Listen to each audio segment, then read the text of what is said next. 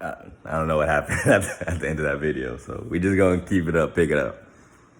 But so if I was running the Nets, I definitely would try to find the best way to put Ben Simmons, KD, and Kyrie on the floor with two other defenders. Or, because, like I said, you don't want to put two, in my opinion, you don't want to put two poor of defenders on the court at the same time, because it's still a long game. You can still they can always come in and still play. It's just, playing together. But I guess then again, technically, you would have to still play Patty, Seth, and Harris together at some point. But I don't know. But let's go to the 76ers, see how they turn out. So 76ers, they get Embiid. They have Embiid, Harden, Tobias Harris, Maxey, and Thibault.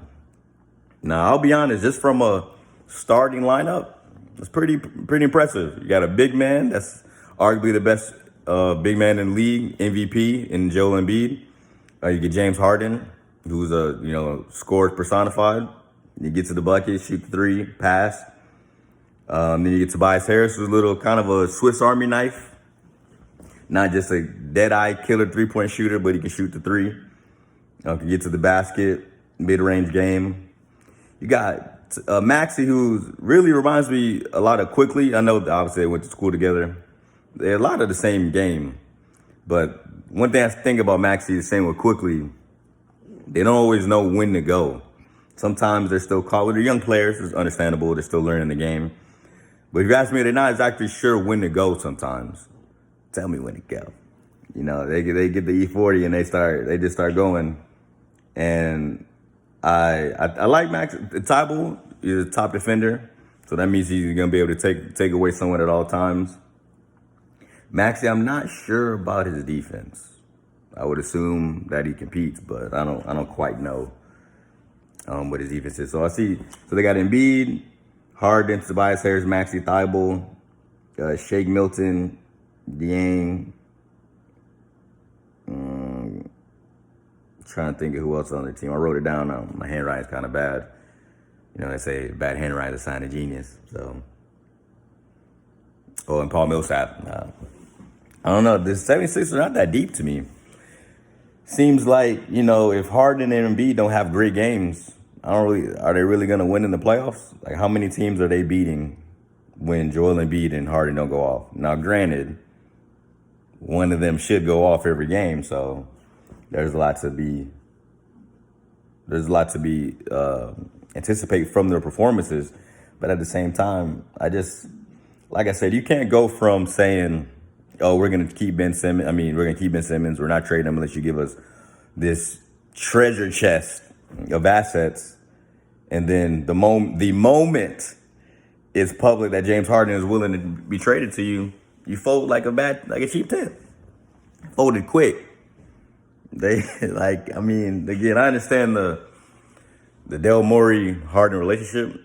I understand familiarity breeds contempt as well. So if this move doesn't produce a championship for the 76ers, this could be arguably one of the worst trades of all time, in my opinion.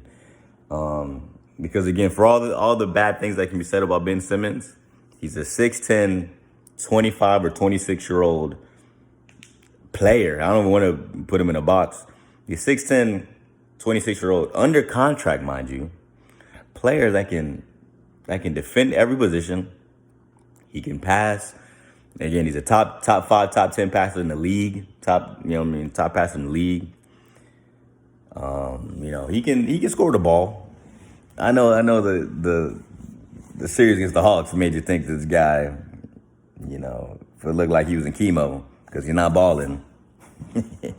But it's Ben Simmons. He's over, what was his career? About 17, 18 a game. The shooting touch. But here's another thing, too. If Ben Simmons hasn't been, there's no way this guy hasn't been in the gym. There's no way. I actually have a feeling Ben Simmons is going to come back. He's going to come back with a vengeance. He's going to come back with a list.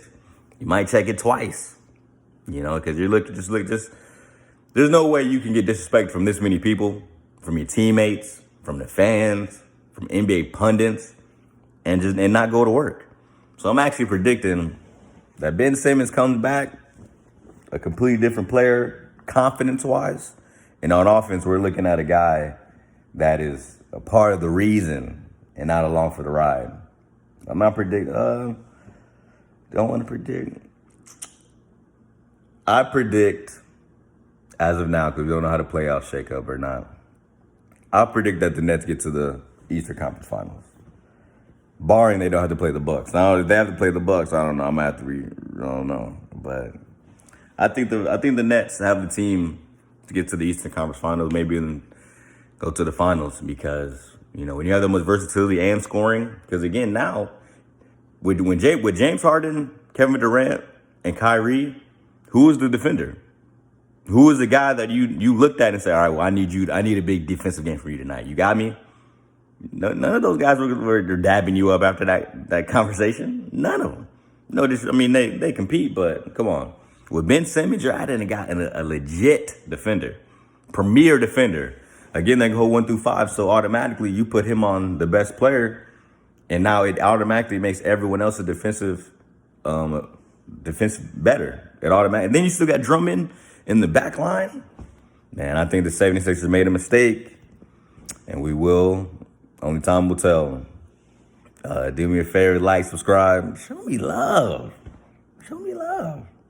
Peace.